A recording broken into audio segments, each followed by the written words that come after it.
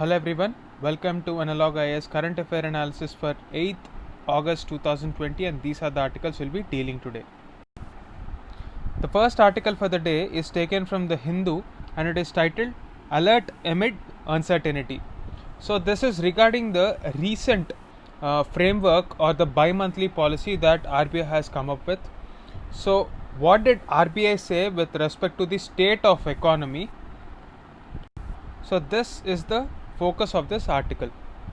So the governor of RBI has given out a statement that India and the world is facing an unprecedented economic stress that we have seen in recent times. That is the reason our economy is right now characterized by two qualities. The first one is consumer confidence is very low.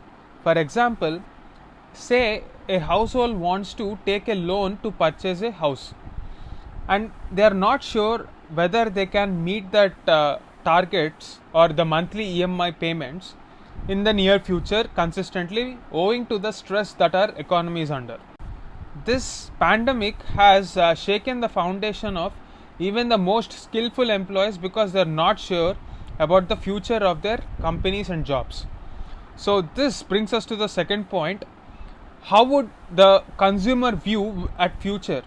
Would he be looking at the future in a optimistic way, or he is looking at it with a pessimistic point of view? So in this regard, RBI has conducted a consumer survey and the results were not really encouraging, quite expected that. So keeping these points into consideration, the RBI governor has said that the primary focus today for the economy is recovery rather than inflation targeting. Now we have a case where inflation is rising. This is a very dangerous situation because income levels are falling down and at the same time inflation is rising. So this coupled with a possibility of joblessness is keeping the people of our country on an edge continuously.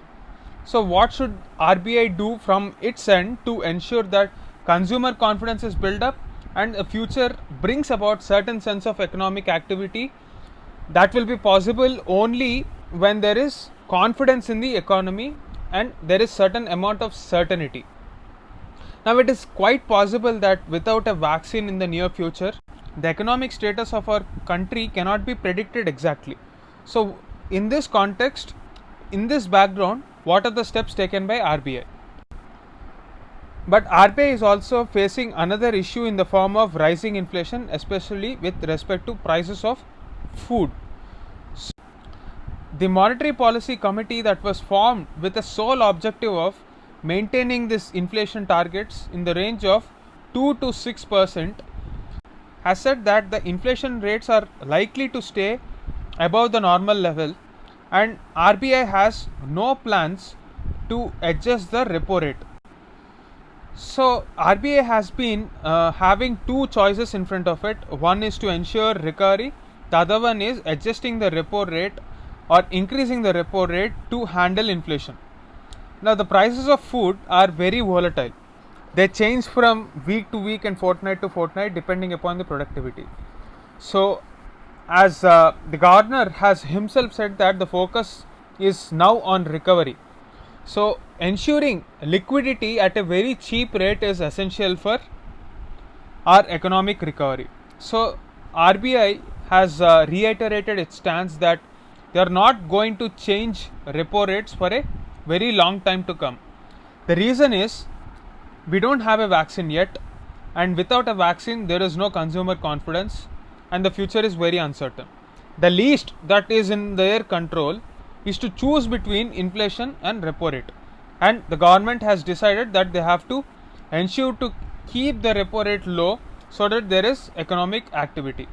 Unless and until there is economic activity, the growth would not be seen in our economy and it will make the future even more vulnerable. Furthermore, to help the struggling industrial sector, RBI has come up with a new loan restructuring scheme. So in this loan restructuring, only those loans which were not defaulting before lockdown was imposed were considered. So only those companies which were suffering from the effects of this pandemic were given a window of opportunity to restructure their loans and ensure a longer tenure is available for them for repayment of their loans, considering the low economic activity they have now. That is the gist of this article. The second article for the day is taken from the Indian Express and it is titled Boosting Demand Bottom Up. So, even before this pandemic shock has literally brought our economy to a grinding halt, India was already having a demand problem. So, when you look at an economy, there are two sides. One is the demand side and the other one is the supply side. Now, what do you mean by supply side constraints? If there is no enough production in our economy, that is supply side constraint. But if even after having enough supply, if there is no demand, it simply indicates that people don't have enough money in their hands. So this already pre-existing problem only got worsened with this pandemic. So therefore it is very obvious that the point of policy focus should be on reviving this demand rather than ensuring that supply is handled. Supply will automatically be addressed if there is enough demand, because we have a huge market and there are no supply side constraints as of now. The reason for this subdued demand is because not enough number of jobs are being created. This fact is worsened by another fact, that is India is entering into a phase where its demography is bulging. What does it mean? The effect of demography on economy. So if a significant number of people are entering into the workforce, we have to generate enough jobs to ensure that their economic activity keeps on pushing our growth story. But that is not happening, and therefore when a single earning member has to feed a lot of family members, the demand would obviously get reduced. So the focus should be on reviving this demand. Now, how do you increase this demand? You have to focus on the bottommost rung of the ladder, or the people who have a higher marginal propensity to consume something. So this is a untapped demand potential of the group, and therefore if we increase their incomes, we will be able to revive the demand in our economy. Now, to elaborate this with an example, let me show this particular example. After lockdown was imposed in March, if we take a look at the sales of Parle-G biscuit, we know that Parle-G biscuit does not cost more than 4 or 5 rupees. After the lockdown, the sales of Parle-G has hit a record 80 crore. So 80 crore units were sold in a particular period. This news was way back in April or May.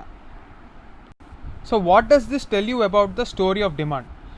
In a time where the economy is suffering because of lack of money in the hands of people, a company like Parle-G has been raking profits.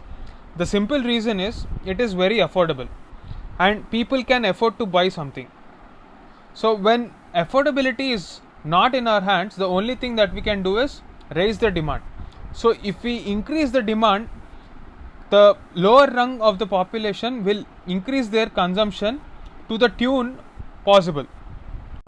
Now the second question is, who are these people who are working at the bottommost rung of the ladder in our entire population pyramid? If we have a closer look at the data, these people are generally filled with casual workers or self-employed workers who do not come under any sort of formal employment. To simply put, they are informal workers. And to add to their vulnerability, they are also migrants. So they don't have proper housing, they don't have proper sanitation standards in the places where they are living, and on the top of that they are working in an informal economy without any sort of security. So in order to ensure that this segment is taken care of, we have to focus on our productivity growth. Now how do you ensure productivity? Say for example, if you can encourage more and more people to work for you, you have to give them a proper wage. Now it is here where the code of wages or the national code which tries to universalize minimum wage to the workers is envisaged for unorganized sector. This is a commendable objective, but it is filled with many implementation challenges, because this wages vary from one state to another state, and most of the informal sector is dominated by informal work arrangements, which will only make this code of wages way too difficult to implement because of the costs involved. Now, in such a highly unregulated market, what can the government do? How can you nudge people to behave and force people to pay more for their workers? We can't obviously do that, but what is in our control is the government public works activity. If we take a closer look at our statistics, only 4% of the casual workforce are employed in public works. So this public works are taken up by government in the form of Manrega or Pradhan Mantri Gram Sadak Yojana for laying roads, etc. So if such a small percentage of workers are given a higher decent wages, say for example 40% more than the wages that they are currently getting, this would serve as a benchmark. Now we know that if the government work is more remunerative, the market would adjust itself for correction, and this is the least that we can do and something that is in our hands. So whenever government wants to put more money into the hands of people rather than going for mere cash transfers, ensure employment is given to the people and increase their wages. That is exactly how you will increase the demand in a rural economy. Without that happening, it is literally impossible to boost the demand in the short run. So another thing that you have to ensure is, in India, the minimum wage is supposed to be shaped by the objective of prevention of exploitation and to ensure bare sustenance of life. So this complete philosophy should change. Wages are not just for survival. India has definitely passed a stage where people are expected to live only on survival mode. They have better aspirations to express their potential. Now, if the wages don't reflect that reality, it would be very frustrating for a large segment of population. Not only is it bad for economy, it is also not healthy for us to have a large segment of frustrated population, because it would lead to social unrest. So in order to address all this, it is the right time for the government to step up and take these initiatives of increasing or putting more money into the hands of people. That way it will also be saving the industry and getting our priorities right, instead of focusing on high tech jobs where very few number of jobs are being created. So government often has an option of not just focusing all its energy on one particular type of a sector. So it is always possible to balance between high tech jobs and high tech driven skilled workforce, and on the other end of the spectrum we have less skilled workers but who have a higher propensity to push the market in an upward trend.